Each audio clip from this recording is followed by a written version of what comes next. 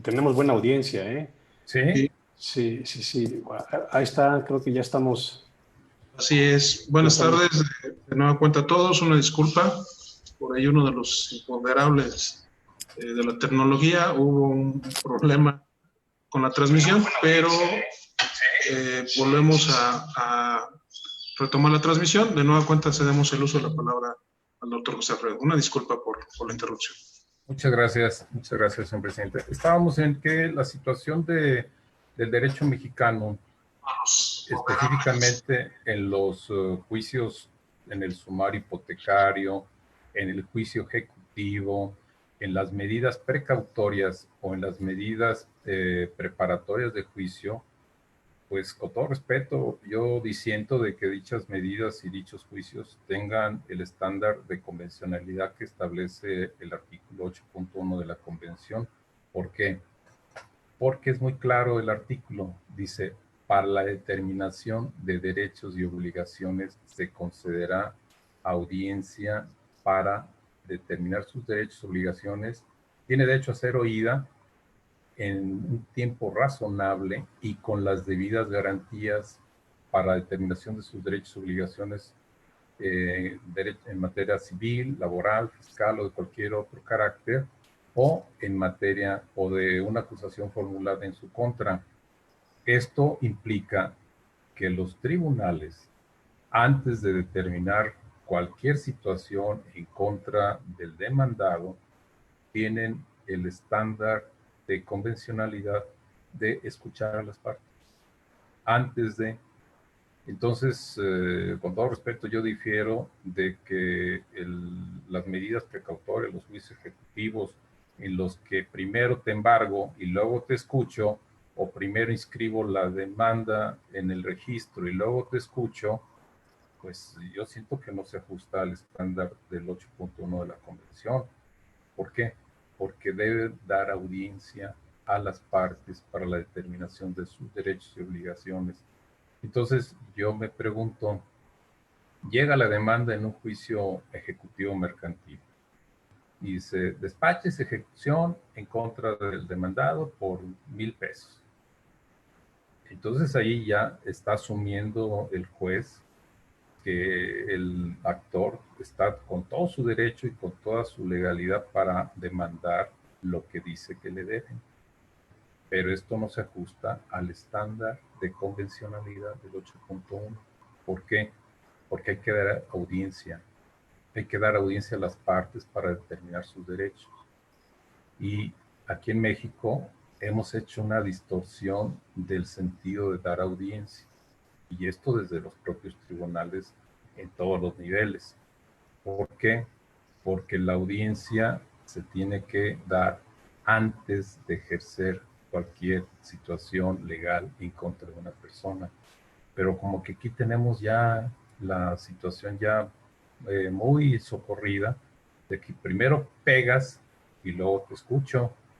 Pero eso deriva también de los criterios que existen en nuestra Suprema Corte, que establecen que las formalidades del debido proceso son presentar la demanda, contestar la demanda, ofrecer pruebas, desahogar las pruebas, poder hacer una audiencia de alegatos, dictar una sentencia, que tengas un recurso y se agotan las debidas fases del proceso.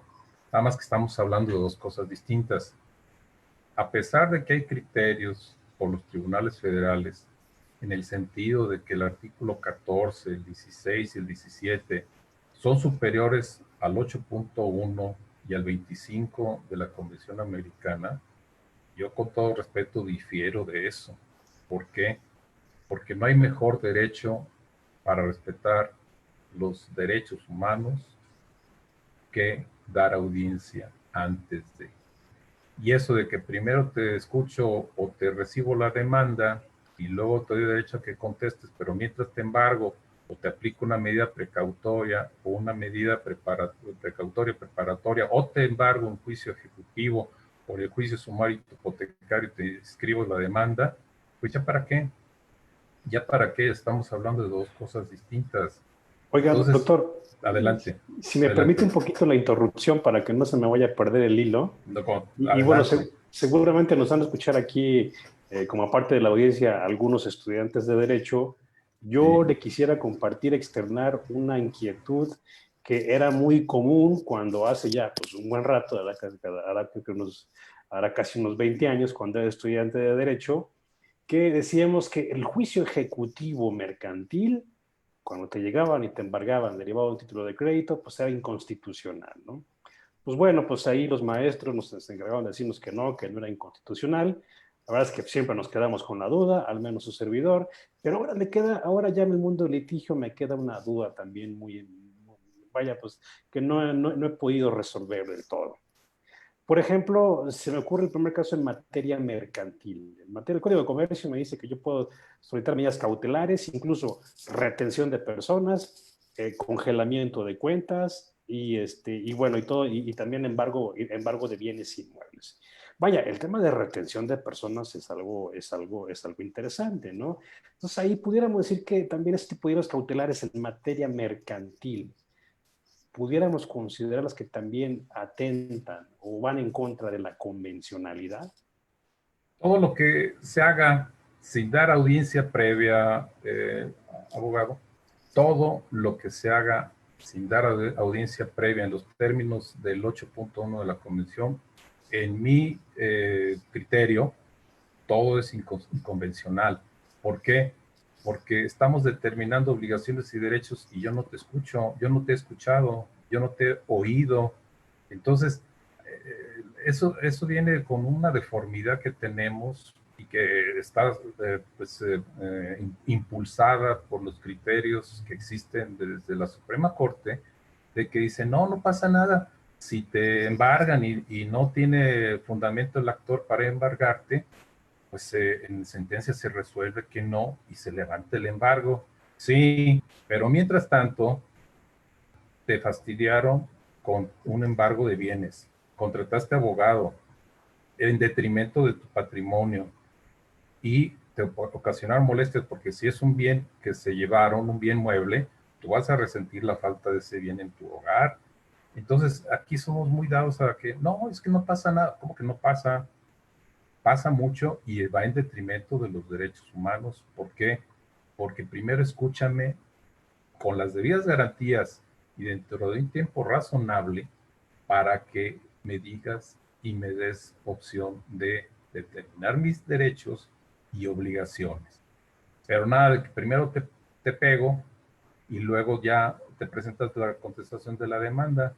No, vamos al revés. Aquí en México muchas cosas están al revés.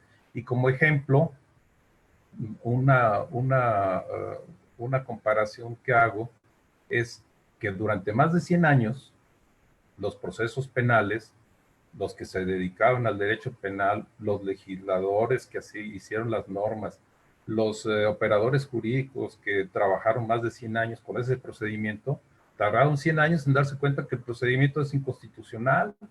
Ah, bueno, pues aquí a lo mejor ya me la doy si nos tardamos 10 años más, pero ojalá que se quite eso porque eso es un nivel de legalidad muy pobre y violatorio del mayor principio de legalidad y estándar de la Convención Americana. De la convención misma, ¿no? Ahora, Así doctor, es. me surge otra pregunta, no sé si también el público la comparta.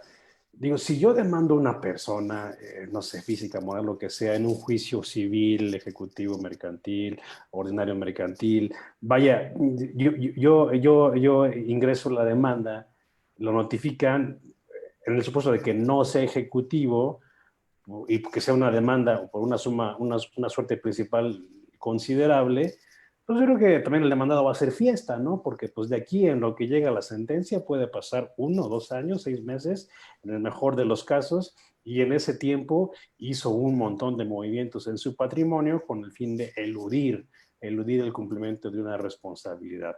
Entiendo que puede ser otro de derechos humanos, pero pareciera como que si ahí se está privilegiando los derechos humanos del deudor por sobre los del acreedor. ¿Qué Esas son, opinión le merecería eso, doctor? esas son situaciones, desde luego, en día de los hechos.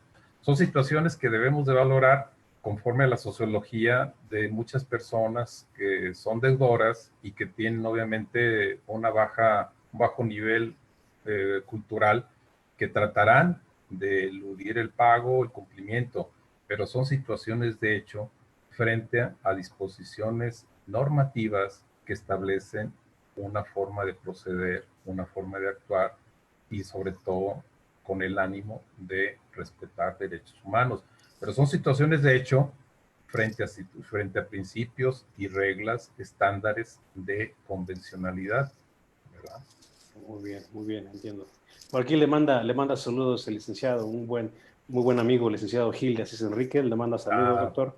Muchas gracias, Aquí en nuestras redes sociales. mi buen amigo Gil. Muchas gracias. También el León Ramírez, el licenciado, también le manda por ahí saludos. Pero bueno, Estimado no lo León, interrumpimos más, doctor. muchas gracias.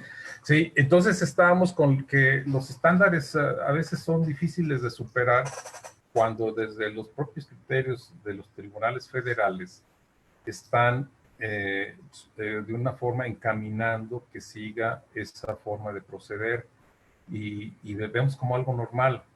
¿Por qué? Porque tenemos una distorsión muy grave de lo que son las audiencias para determinar derechos. Es más, en el propio juicio de amparo encontramos la famosa audiencia constitucional, que yo les digo, pues a lo mejor es constitucional, pero audiencia no es. ¿Por qué? Porque ya se programa, está ya en el diseño legislativo que tenemos con la ley de amparo, ya está prácticamente desahogado todo. Estamos al revés. Esa audiencia debería de ir al inicio y debería de ir en cada etapa de los recursos que se presentan en contra de una determinada resolución, ya sea en la etapa de amparo o en las etapas de apelación. Y voy a poner un ejemplo. En Estados Unidos, cuando llega uno de los pocos asuntos que resuelve la Suprema Corte de los Estados Unidos, conceden derecho de audiencia a las partes. Y tenemos el ejemplo ahora, hace un mes y medio, que se dio una situación que nunca se había dado en Estados Unidos, pero que se respeta el derecho de audiencia de las partes, que hasta por teléfono les estuvieron dando las partes sus opiniones, sus alegatos a los señores ministros de la Suprema Corte. Debido a la pandemia no podían ser presenciales. Entonces se rompió una tradición de toda la vida de la existencia de la Suprema Corte y la Suprema Corte le recibió por teléfono los alegatos. Les dan su derecho de audiencia para respetar, desde luego, los estándares que rigen allá. Aquí tengo la experiencia de hace algunos años, cuando ya entró en vigor la Convención Americana, que a un colegiado, que como dice el clásico, de cuyo circuito, materia y número no me quiero acordar, le dije, a ver, por favor, le interpuse un recurso porque habían resuelto sin la audiencia. Entonces le dije, a ver, mira, el artículo 8.1 dice que tengo derecho a una audiencia para determinar mis derechos. Entonces, tú no me la diste, pues por lo tanto el procedimiento es nulo. Me resolvieron el recurso y me dicen, no, es que sí te escuchamos. Y yo dije, bueno, ¿cómo me escuchan si nunca hubo una audiencia? Entonces me dicen allá reglón seguido en la resolución, es que los tribunales colegiados escuchan por escrito. Ah, dije yo. Entonces de seguro han de ir por los oídos, me dije yo en mi yo interior, dije, pues de seguro han de ir por los ojos. Entonces con esas situaciones realmente va a costar trabajo. ¿Por qué? Porque son reacios a escuchar, porque deben de percibir las audiencias. Entonces, con esas salidas que son poco serias y poco objetivas, pues vamos a tener todavía algunos años sin tener audiencias marca ley. Y deben ser dispuestos, y uno ir a declarar, uno debe de interponer recursos, ya en la parte procesal, hacer valer este artículo. ¿Por qué? Porque es muy claro. Una de las características que tiene la Convención Americana es que son disposiciones muy claras. Yo seguido les pongo a mis alumnos de nivel bachiller, el último año de bachillerato, les pongo a leer la Convención Americana y seguidamente les pongo a leer el 14, el 17, el 16 de la Constitución Política de los Estados Unidos Mexicanos. Y al final les digo, a ver, jóvenes, ¿qué artículos se les hacen claros, precisos y fáciles de entender? Y todos contestan la Convención Americana. Es muy nítida en su interpretación y el 14, el 16, el 17, dice, esos artículos no les entendemos nada. Entonces, ahí hay que hacer una labor de desaprender lo que algunos ya aprendimos, que ya esos criterios ya no aplican. Debemos de tener la actitud de quitarnos esos principios que ya no rigen y tenemos que tener la actitud de desaprender lo que alguna vez aprendimos, pero que ya no se ajusta al más elemental estándar de convencionalidad. Entonces, aquí sí tenemos que hacer o de cierta forma a los jueces hacerles entender que su visión del derecho ya no aplica. Ya estamos en otros tiempos. Los tribunales deben de cambiar, de dar audiencia a las partes con las debidas garantías y dentro de un término razonable. Y aquí viene una situación muy importante, que las debidas garantías significa que lo que resuelva el juez en la audiencia donde escucha a las partes para determinar sus derechos y obligaciones, tiene que tener un recurso, ¿sí? Y se tiene que agotar y hasta que no se agote, se puede continuar las instancias subsecuentes. ¿Por qué? Porque si tenemos, como sucede en muchos casos, que hay derechos sin garantías, pues entonces, discúlpeme, pero entonces no hay derechos. Porque si existe un derecho sin la garantía, entonces no tenemos derecho.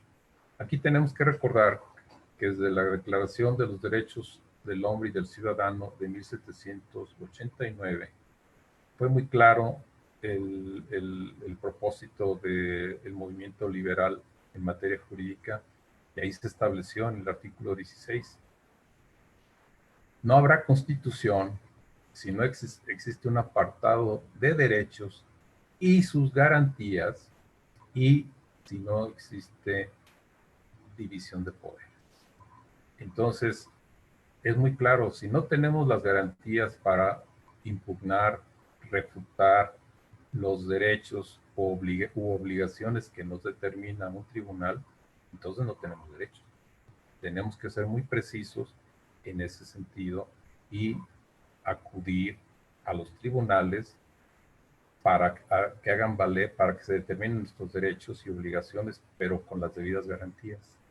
Y si no hay garantías, entonces no hay derechos. Entonces será una situación de inconvencionalidad. No sé si hay alguna pregunta, maestro Redondo.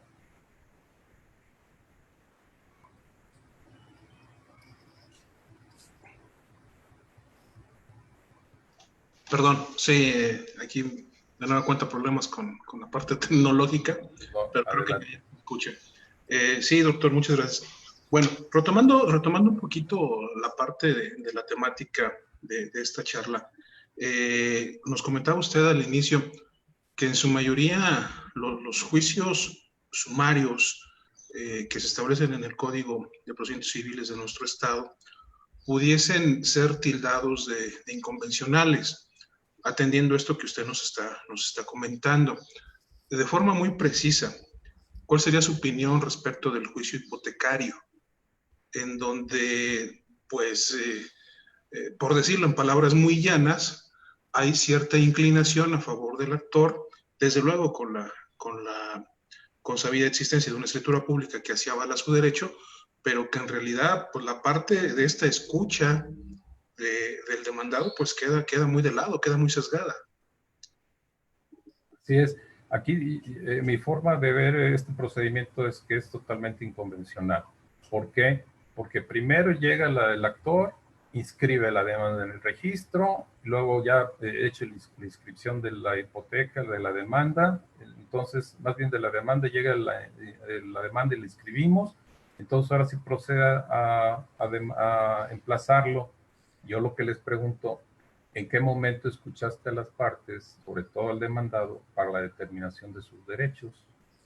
Entonces, el procedimiento, en mi opinión, es inconvencional, con la circunstancia de que ordena el juez con la sola entrada del auto de erradicación que se inscriba la demanda. Y aquí entra en escena los señores del registro público. Y en un momento, los señores del registro público, sin escuchar a las partes, procede a hacer la inscripción. Aquí tenemos un tema adicional. ¿Por qué? Porque está determinando una obligación, un derecho, igualmente sin dar audiencia a las partes. Por eso frecuentemente sobre todo cuando hay cancelaciones de registro, se van al amparo y generalmente lo ganan. ¿Por qué? Porque cancelan gravámenes sin dar audiencia al que tenga el derecho de una hipoteca o de un gravamen sobre un determinado bien. Por ahí yo me enteré que había un proyecto de cambiar las disposiciones del registro público y darles una audiencia a las partes y que en todo caso el titular del registro público determinara derechos, pero él libremente, sin sujetarse a lo que un tribunal diga. Y a mí me parece muy buena la idea. ¿Por qué? Porque entonces el registro va a determinar derechos, pero sobre todo que respete el derecho de audiencia de las partes en pugna, porque si no hay esa igualdad procesal, entonces esa ley puede ser inconvencional. Hay que dar el derecho de audiencia a las partes para que proceda y que se vaya todo en sus diversas instancias, pero de una manera equilibrada, sin atropellar derechos de las personas. Bien, doctor. Si entiendo bien, usted señala que darle un poquito de facultades jurisdiccionales al registro público, al registrador. Y en eso coincido con usted, considerando que nuestro registro público estatal tiene cierta desventaja con algunos otros estados, atendiendo a que se basa en un reglamento. No tenemos una ley del registro público como acontece en otros estados, y este reglamento pues deriva del Código Civil, en el cual todavía está inmerso. Si es correcto. Así es, así es. Aquí tenemos disposiciones en el Código Civil y obviamente el reglamento del registro público pues puede tener disposiciones en un momento que vayan en contra de la ley, y aquí tenemos que ser muy cautos, muy cuidadosos, que debemos de atender al principio que dice que el reglamento no puede ir más allá de lo que disponga la ley. Y si dispone de situaciones, de algunas circunstancias ajenas a la ley, entonces ese reglamento lo podemos tachar de inconstitucional, que ese sería otro tema. Pero sí tenemos ahí un gran abanico de posibilidades, pero ojalá que se reformara, independientemente de que un juez ordene un registro, que en el área administrativa los señores del registro tengan las facultades para escuchar a las partes y determinar si tal registro de una hipoteca es constitucional o no, o tiene su derecho quien la solicita o no, porque de esa forma le estamos respetando a las partes su derecho de audiencia. No sé si hay alguna pregunta, maestro Efraín. No, pues aquí nada más una de nuestros invitados, Pablo Fuentes Montalvo, le manda saludos. Muchas gracias. Parece que fue su alumno, le dice Así saludos, es. gran maestro. Gracias. Bueno, ahí está el saludo, licenciado. Gracias, mi amable. Oiga, una pregunta entonces personal. Entonces, ¿qué es lo que debería de ser el juzgador cuando recibe una demanda, llámese juicio ejecutivo mercantil, llámese un juicio sumario hipotecario? ¿qué debería de hacer, a su juicio, qué debería tomar en cuenta para evitar caer en una inconvencionalidad? Ya ve que ahora tenemos que incluso en algunos, respetando o promoviendo el principio pro persona, dejar de observar algunas disposiciones de la ley con el fin de ¿qué? De proteger de la mejor forma el derecho. ¿Qué debería hacer a su criterio, doctor, un juzgador que se encuentre ante esta disyuntiva? Yo lo veo muy sencillo. Antes de que disponga cualquier situación, a ver, le señala a la audiencia para que acudan las partes, para a fin de respetar el principio pro persona y su derecho de audiencia establecido en el 8.1. Voy a citarlos a una junta donde el juez debe presidir y debe de determinar derechos y obligaciones, escuchar a las partes y obrar en consecuencia. Y se les da su derecho de audiencia, pero aquí no sería completa la disposición si no les da la facultad para impugnar lo que ahí determine en esa audiencia, la garantía del derecho. Porque si les da la mera audiencia sin posibilidad de impugnar o refutar su resolución, pues prácticamente es un derecho sin sentido porque no hay la garantía del derecho. Entonces yo siento que les debe de dar no tan solo la audiencia, sino la posibilidad de que se inconformen contra lo que determine el juez en esa audiencia. ¿Qué es lo que establece el artículo 8.1? Porque dice, con las debidas garantías y dentro de un término razonable, debe darte derecho de audiencia. Eso es lo que yo creo que se debería de hacer y es lo que se debe de impugnar en un momento dado, cuando ahora con los juicios hipotecarios que van a venir, que no le respeten su derecho de audiencia, entonces deben de hacer valer las violaciones en todas las instancias para en un momento irse hasta la Suprema Corte, ya sea en pleno en salas, para que determinen la convencionalidad de dicha disposición.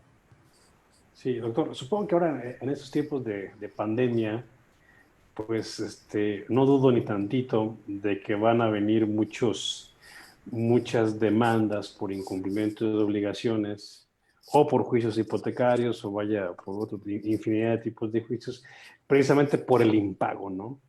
Sí. Precisamente por el impago. Entonces creo que no se van a dar abasto los tribunales en estos tiempos, cuando se reactiva la impartición de la justicia. ¿Usted cómo ve el panorama allí? En este caso, el juzgador tiene que ponderar, hacer un ejercicio de ponderación al momento de recibir las demandas, darles audiencia. Vaya, en general, ¿cuál sería usted cómo visualiza este futuro? Bueno, no futuro, sino estos próximos días. Ya estamos aquí porque ya no tarda ya tarda muy poco ya llegar la crisis a los juzgados, donde se van a reclamar deudas y muchos van a tener que enfrentar los juicios sumarios hipotecarios. Entonces, yo veo lamentablemente que hay pocas posibilidades de que los jueces vayan a cambiar o se vayan a salir de lo que rige para el juicio sumario hipotecario o lo que rige para el juicio ejecutivo mercantil, de los juicios que, llegando la demanda, despacho y ejecución. Yo creo que ahí hay muy poca disposición de cambiar esa forma de llevar el proceso. Pero si no la cambian, entonces fundamentalmente el demandado debe de hacer valer sus derechos que se establecen en la Convención Americana y refutarlos y llevar el proceso para que en su momento, en el amparo directo y en su caso el amparo directo en revisión, haga valer la inconvencionalidad.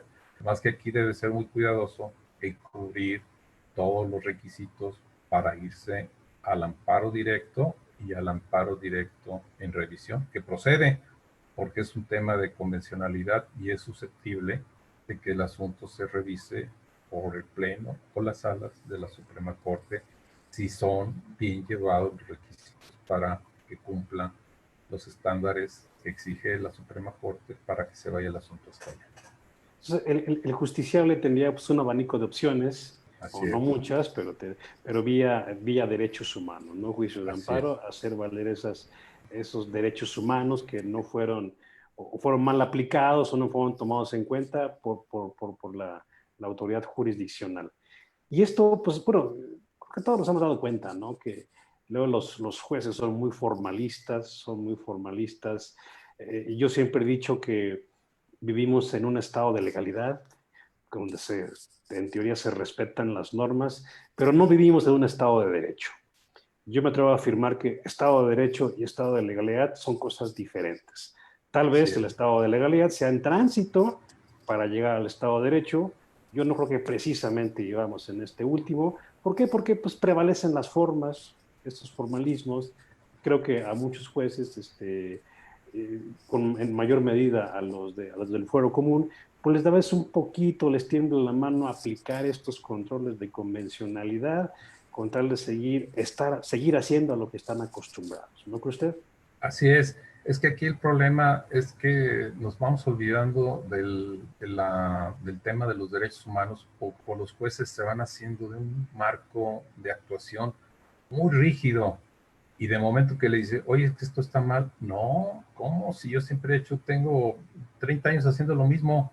Mira, puedes estar haciendo 30 años lo mismo y no por eso, por ese hecho quiere decir que esté conforme a los estándares que ahora marca los tratados internacionales. Entonces tenemos que ser abiertos, receptivos. Lo que acabo de mencionar hace unos minutos, hay que desaprender lo que aprendimos que ya no aplica, que tenemos que desprendernos, porque si no, vamos a estar como en los procesos penales, que tardaron 100 años para darse cuenta que era un procedimiento totalmente aberrante, lleno de inconstitucionalidades, pero tardaron 100 años. Bueno, ya es ganancia porque ya lo cambiaron. Entonces acá, pues ojalá que no tarde tanto en cambiarse esas formas de llevar los juicios que lamentablemente atropellan derechos humanos. Y si no hay una actitud de parte de los justiciables de recurrir, es más, hace unos momentos decía que hasta la Suprema Corte, pues corrijo, nos podemos ir hasta a la Comisión Interamericana o nos podemos ir hasta la Corte Interamericana de Derechos Humanos. Que yo, aquí haciendo un breve paréntesis, yo les aconsejo que en un momento, pues mejor se vayan al Comité de Derechos Humanos de la ONU. ¿Por qué? Porque en la Comisión Interamericana el trámite para que llegue a la Corte tiene que llegar primero a la Comisión en Washington, pero pues ahí están quebrantando un principio jurídico de elemental conocimiento. ¿Por qué? Porque allí primero revisan si procede o si hay violaciones, y si hay violaciones, dicen, no, ¿sabes qué? Es que no hay violaciones a la convención, entonces no podemos continuarlo.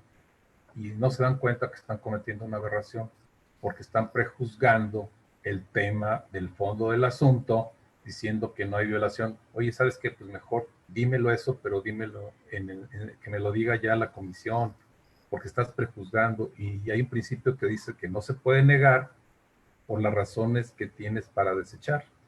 Que te lo diga Entonces, la propia corte, ¿no? Creo que están en siendo...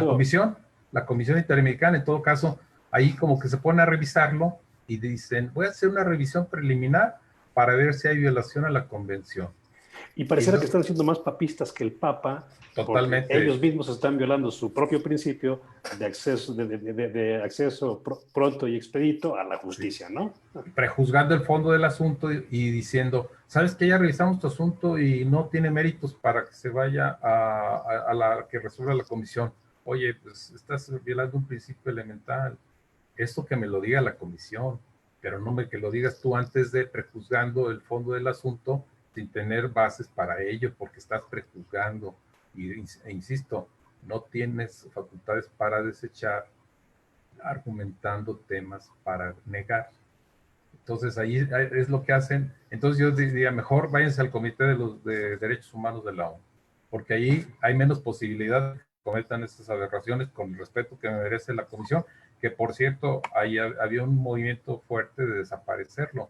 En Europa ya desapareció la comisión, ya directamente se va toda la Corte Europea de Derechos Humanos. ¿Por qué? Pues yo creo que se dieron cuenta de que había una situación similar de que están prejuzgando antes de evaluar el fondo del asunto, determinan que no hay violación, violando elementales principios de derecho. Yo, ahorita hice una invitación a los miembros, a la audiencia que nos hiciera algunas preguntas. Ya casi vamos cerrando el tema, pero me queda la duda, no que me queda la duda, sino seguramente nos escuchan. Yo hice la invitación a algunos alumnos míos para que tomaran esta interesante charla y seguramente se preguntarán, bueno, eso de la Corte Interamericana, ¿qué es? Todos los miembros, los países latinoamericanos pertenecen a la Corte. Digo, estamos hablando de una Corte interamericana, pero pareciera que es Corte latinoamericana, ¿no? Digo, porque Estados Unidos y Canadá, pues ellos se rigen por otras normas y dudo mucho, no lo he constatado, que formen parte de la Convención Interamericana. ¿Qué nos puede decir al respecto, estimado doctor? El sistema interamericano está conformado por la Comisión Interamericana y la Corte Interamericana en San José de Costa Rica. Entonces, aquí, después de que se agoten el derecho interno mexicano, tenemos 6 meses para acudir en un primer paso a la Comisión Interamericana para hacer valer una violación del Estado en contra de uno de sus ciudadanos por violación a alguno de los artículos del Pacto de San José o Convención Americana de Derechos Humanos. Entonces ahí la comisión, nomás que les digo que con ese detalle que tiene, que es violatorio del más elemental sentido jurídico, ellos dicen, no, esto no procede y lo desechan. Y lo que procede, en el caso de que proceda, entonces la propia comisión presenta ante la Corte, presenta las violaciones y presenta demanda en contra del Estado que determine que hay violación a derechos humanos, representando al ciudadano o ciudadanos que hicieron el trámite ante la comisión. Entonces ahí si establecen una resolución donde existe la violación a la convención, la propia comisión presenta demanda y le da posibilidad de que en términos en buenos términos se concilien. Si no hay conciliación, entonces la comisión presenta demanda ante la Corte Interamericana y México ya tiene varias demandas, el Estado mexicano ya tiene varias demandas que han sido condenados por violación a la Convención Interamericana de Derechos Humanos. Doctor, aquí tengo tenemos una pregunta de un abogado muy querido. Adelante. Dice, cuando se enfrentan dos tipos de derechos humanos, ¿cómo debe el juzgador hacer la ponderación de estos mismos? Cuando hay dos derechos humanos en colisión, ¿no? Así, en principio habría que decir que no hay derechos humanos absolutos. Es una primera contestación. Aquí tenemos que ponderar y el juez, el tribunal, debe ponderar la situación de un derecho que está en conflicto con aparentemente o en forma real con otro derecho y debe solucionar en la mejor manera para llevar a cabo la ponderación y superar la aparente contradicción o conflicto entre derechos humanos a través de la ponderación entre esos dos. O sea, no hay una fórmula. No. Va a depender de cada caso en particular. De cada caso en concreto, pero partiendo del principio de que no hay derechos humanos absolutos. Entonces hay reglas de ponderación que practican los tribunales para determinar cuál es el derecho que está en conflicto y resolver en consecuencia. Es como el tema de, por ejemplo, cuál derecho debe prevalecer, si el derecho a la libre expresión o el derecho, por ejemplo, a la privacidad o al honor de una persona, ¿no? Así es, exactamente. Entonces ahí depende de las circunstancias. Por el principio, de que no hay derechos humanos absolutos. Entonces se debe de ponderar uno frente al otro. Perfecto. Esa sería mi respuesta, maestro. Muchísimas gracias, doctor. No, al contrario.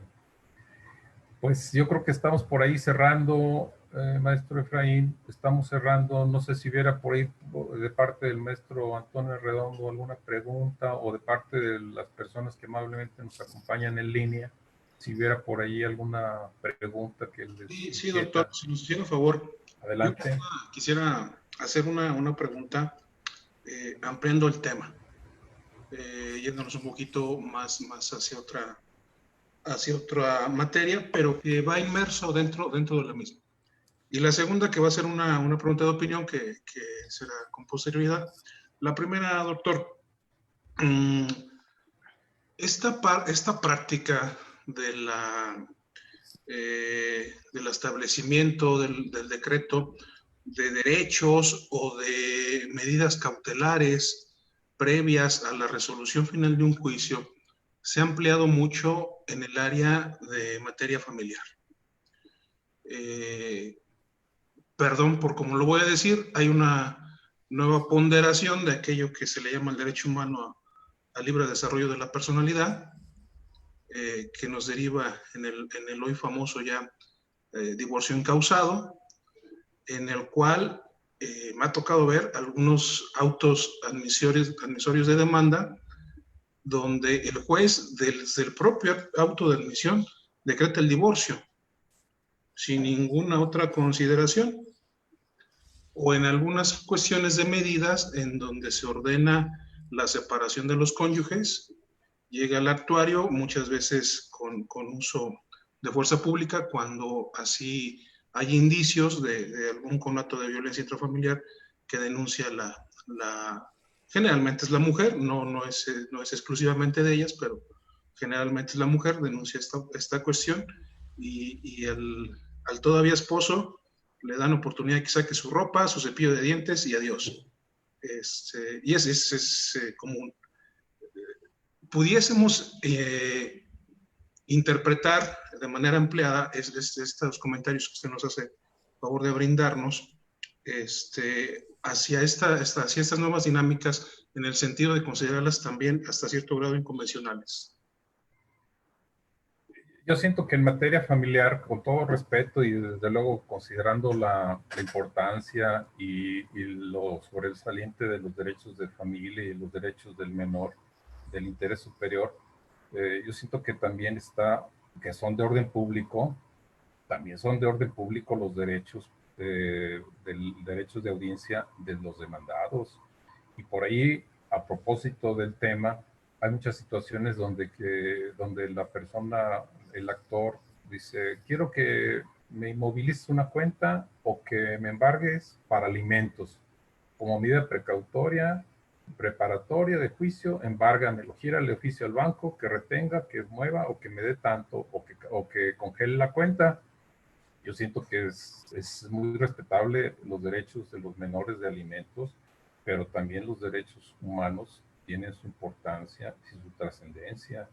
Entonces aquí tiene que ponderarse y en un momento yo me inclino por el derecho de audiencia porque son de interés público, el derecho de audiencia que se debe respetar al demandado, porque pues no podemos saber en un momento dado la situación del demandado frente a los derechos que dice tener quien actúa, la parte actora. Entonces, lo mejor, ¿sabes qué? Antes de que decrete una medida provisional o preparatoria o que gire oficio para que retengan un porcentaje de su sueldo, vamos a audiencia. Vamos a dar audiencia y eso por lo pronto no lo resuelvo hasta que te escuche, pero conjuntamente con las partes, con el demandado. Yo digo que así debe ser el estándar de convencionalidad. No porque es que son del interés superior, muy respetable, pero también tenemos derecho de audiencia en los términos del 8.1. Aquí volvemos al tema de la ponderación, ¿verdad? Así es, de la ponderación. Para ese caso en particular, ¿cuál debe prevalecer? En mi opinión, ¿Cuál derecho? En mi opinión, debe destacarse el derecho de audiencia. Debe destacarse el derecho de audiencia. O que invada lo menos posible los derechos del demandado, ¿no? Sí, porque llegan y ejecutan, inmovilizan cuentas, decretan una retención de sueldos y el demandado, que yo estoy de adorno, ¿qué? O cuando me dan mi derecho de audiencia. No, ya cuando se lo dan, ¿ya para qué? Ya no tiene sentido. Pues, o sea, hay que ser lógicos y hay que ser muy fríos en el razonamiento. Pues sí, es que tiene su derecho de alimentos, muy respetable, pero también hay que respetar los derechos humanos del demandado. Y aquí pasa algo muy importante que a veces no se valora. cuando en el derecho de los alimentos, muy respetables, pero, por ejemplo, no se ha tomado en cuenta que todo, y sobre todo cuando se quiere demandar por el pago de alimentos, inclusive hay delitos que establecen que la falta de obligaciones asistenciales a la familia tiene tantos años, meses de prisión. Ese artículo, para mi opinión, es inconstitucional. ¿Por qué? Por una razón muy sencilla. ¿Los alimentos derivan de un acto civil? Sí. Nadie puede ser aprisionado por deudas de carácter meramente civil. Artículo 17 constitucional. Si los alimentos son de carácter civil, entonces es obvio que no puede haber un delito que tenga su origen en una obligación civil, y los alimentos son de origen civil. Con el respeto de los legisladores o las personas que crean otra cosa, yo siento que ese delito es inconstitucional. Sí, sí, muy interesante, ¿eh? En lo particular no me lo había planteado de esa forma. Doctor, aquí tenemos otra pregunta de un muy buen amigo también. Nos pregunta, da un giro un poco al tema de la conversación, pero es muy interesante, se relaciona mucho con los derechos humanos. En términos de derechos humanos, ¿cómo considera, primero, la creación de la ley de extinción de dominio? Y segunda, si la sociedad mexicana necesita este tipo de medidas legales. Esas son leyes que están fuera de toda proporción y de todo estándar de legalidad. Eso de que ya porque una persona le rentó o porque una persona en apariencia está involucrada en un hecho delictuoso, me quedo con tu casa. Aparte es inconvencional, ¿eh? Es inconvencional. ¿Por qué? Porque en la Convención Americana hay una disposición que claramente señala que únicamente el Estado podrá acceder a bienes de particulares previa indemnización. Entonces, no existe la posibilidad, aunque haya leyes aquí en México que van en contra totalmente de esa disposición, que son inconvencionales, porque ahí en la convención, de momento no recuerdo el artículo, pero hay un artículo que lo menciona que dice, el Estado únicamente podrá apropiarse de bienes de particulares previa indemnización. No dice si con motivo de materia de en expropiación, por supuesto, pero por un delito, pues un delito no se genera el que se apropien de los bienes del particular, sino que dice, deberá de pagar la indemnización correspondiente. Sí, supongo que este tipo de legislaciones, como la ley de extinción de dominio, la famosa ley antilavado, que pues luego tenemos la impresión de que pues se crearon para combatir el crimen organizado, los ingresos derivados de la extorsión, narcotráfico, pero pues, la verdad es que nos pegan a todos a cualquiera de nosotros todos los días, ¿no? Y está en vías, hasta donde está en vías de que se resuelva varios procesos, varios juicios de amparo por la Corte para declarar en un sentido o en otro. Está por ahí ya impugnada esa ley de extinción. Hubo una acción de constitucionalidad. Sí, está por ahí, hay varios amparos donde se está refutando precisamente la inconstitucionalidad de esas disposiciones, que a mí honestamente me parecen desproporcionadas y fuera de todo estándar de convencionalidad y constitucionalidad. Muy bien, muy bien. No sé si hay otra pregunta por ahí entre el público que amablemente nos acompaña. Si me hiciera favor, ya ve que le comentaba anticipadamente que yo tengo la intención de hacerle una pregunta de opinión. La noticia del día de hoy en el mundo jurídico fue el inicio del procedimiento administrativo en contra de la juez segundo de Distrito de Procedimientos Penales en el Estado de México, que anunció el ministro presidente Arturo Saldívar por haber dejado en libertad a un connotado líder criminal. Y vamos, a algunos abogados que lo comentábamos durante el día, nos parecía algo desproporcionado y algo que trasvasa pues, el régimen de independencia jurídica de los jueces.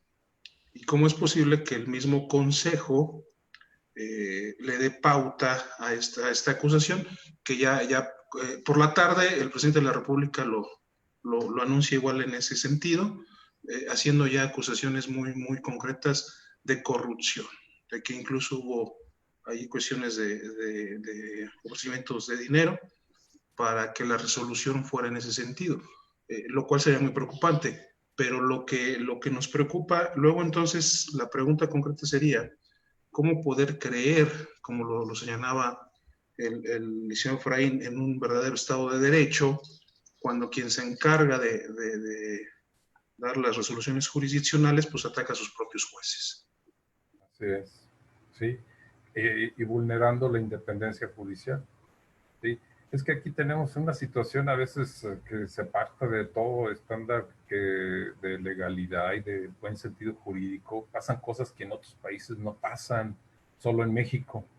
Y tenemos que cambiar esa dinámica porque pues, nos estamos acabando en situaciones de duda, de inquietud, de una presunta corrupción, cuando los jueces deben ser independientes para resolver conforme a lo que estimen apegados a derecho, ¿sí? Si hay una situación donde se vulnera los principios de legalidad, buena fe, y otros que rigen la actuación del juez, bueno, pues adelante. Pero acusar sin tener pruebas es realmente indigno, no es poco serio acusar. Hay corrupción, pues a ver, exhibe las pruebas, o por qué te adelantas y haces un juicio sumario de un juez si ni siquiera le has dado la oportunidad de que manifieste o que conteste las refutaciones que le hagan en su actuación. Mediáticamente la juez ya fue juzgada y eso es ilegal, eso no es de los órganos órganos de autoridad que se supone que forman parte de la administración para el buen desempeño de sus jueces. Entonces, primero, a ver, juez, vamos a ver, volvemos al principio de nuestra charla, vamos a darte tu derecho de audiencia y vamos a ver tu actuación, pero te concedo el derecho de audiencia y luego entramos a la otra dinámica para valorar las evidencias. Pero primero le pegan, primero dicen que hay corrupción y después se olvida y ya la juez ya fue juzgada mediáticamente, pues ya acabaron con su vida profesional. Es lamentable, para mí es lamentable este tipo de situación. Así es, doctor. Compañero licenciado, no sé si tenga alguna otra duda. Efraín, maestro Efraín. Perdón, estaba hablando con el micrófono apagado. No hay problema. No, de momento, bueno, quisiera cerrar con un comentario ya final por respetar el tiempo del doctor José Alfredo. Bueno, adelante. Es una duda que a mí me ha pasado por la cabeza. Creo que por ahí en un par de oportunidades lo hemos comentado con el maestro Antonio Arredondo sobre la aplicación práctica de los derechos humanos, ¿no?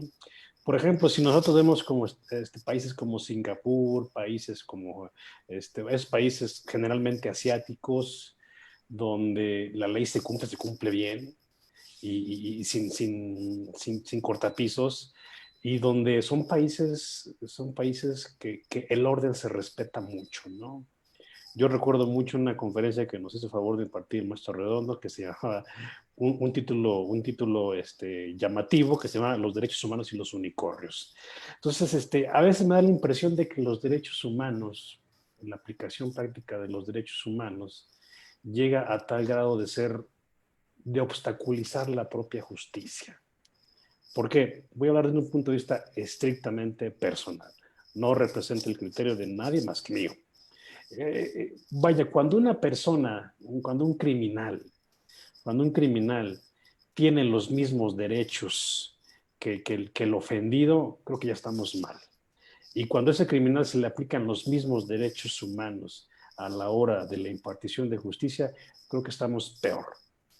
Insisto, es una apreciación estrictamente personal que no representa la opinión de nadie más que mía. Entonces, mi pregunta es, ¿usted no cree que esta ola vertiginosa, esta vorágine de aplicación de derechos humanos pueda llegar a ser un obstáculo de la justicia misma? Yo respeto mucho tu personal punto de vista, maestro, pero yo siento que aquí debemos de valorar que los derechos humanos en materia penal, pues realmente durante más de 100 años fue realmente un abuso y estaba totalmente desproporcionado, asimétrico el proceso en contra de los presuntos inculpados. Y aquí únicamente yo para concluir diré que más vale que haya una persona responsable, libre, y no una persona inocente en la cárcel. Por ese simple hecho, pues todo lo demás se justifica, pero por que un procedimiento nos asegure que no esté una persona inocente en la cárcel. Es lo que buscamos y es lo que conlleva el procedimiento penal, que no haya inocentes como durante 100 años estuvieron en México, en las cárceles de México. Ese sería mi comentario, maestro. Claro, recuerdo una famosa frase del Palacio Negro de Lecumberri, ¿no? Que algo así decía, y en esta prisión maldita, donde reina ¿qué? La desesperanza, no se castiga el delito, se castiga la pobreza. Así es. Muy famosa. Así es, recuerda por ahí que decían que algunos maestros en las facultades decían, el derecho penal es para los pobres, el derecho civil es para los ricos. Entonces, algo tiene que ver con ese comentario que acabas de hacer. Entonces hay que tener mucho cuidado en que el procedimiento de oralidad penal realmente lo que quiere es que se respete y que ahora sí los órganos de administración y de procuración de justicia se ajusten a lo que debe ser los estándares de legalidad, estándares de constitucionalidad y convencionalidad. Exacto. Pues maestro, doctor, perdón, muchísimas gracias. No sé si el maestro Antonio Redondo, el presidente del Colegio de Abogados, tenga algunos comentarios finales. Por parte de redes sociales ya no tenemos ninguna más. Así que yo cedo la palabra a mi querido amigo licenciado Antonio Redondo. Pues solamente para agradecer de nueva cuenta al doctor José Alfredo, una charla como siempre ha sido con él muy interesante, muy nutritiva jurídicamente, y que nos da luz para repensar pues, varios aspectos de nuestra actividad profesional. La intención, como siempre ha sido, es esta, darle al foro la oportunidad de tener criterios, pues, si no del todo precisos, pues sí, que puedan dar pauta para repensar cómo sea el ejercicio profesional. Doctor, muchísimas gracias. Al contrario, maestro Redondo. Gracias. Y esperemos que sea de nueva cuenta la primera de muchas otras ocasiones. Estoy agradecido con su amable invitación al maestro Antonio Redondo, al maestro Efraín. Muchas gracias por su hospitalidad y esperamos al público que nos acompañó, desde luego, por su amable atención, y esperamos nuevamente por ahí, dentro de poco, volver a estar con ustedes. Muchas gracias al público y a ustedes. Esperemos que así sea, doctor. Un abrazo muy grande. Muchas gracias, audiencia, querida audiencia. Muchísimas gracias por acompañarnos. Y aquí estaremos nuevamente dando lata con gente muy importante como el doctor José Alfredo, con temas también muy importantes. Muchísimas gracias. Muchas gracias a ustedes. Hasta pronto. Muy buen día. Buena tarde. Buenas tardes. Hasta luego.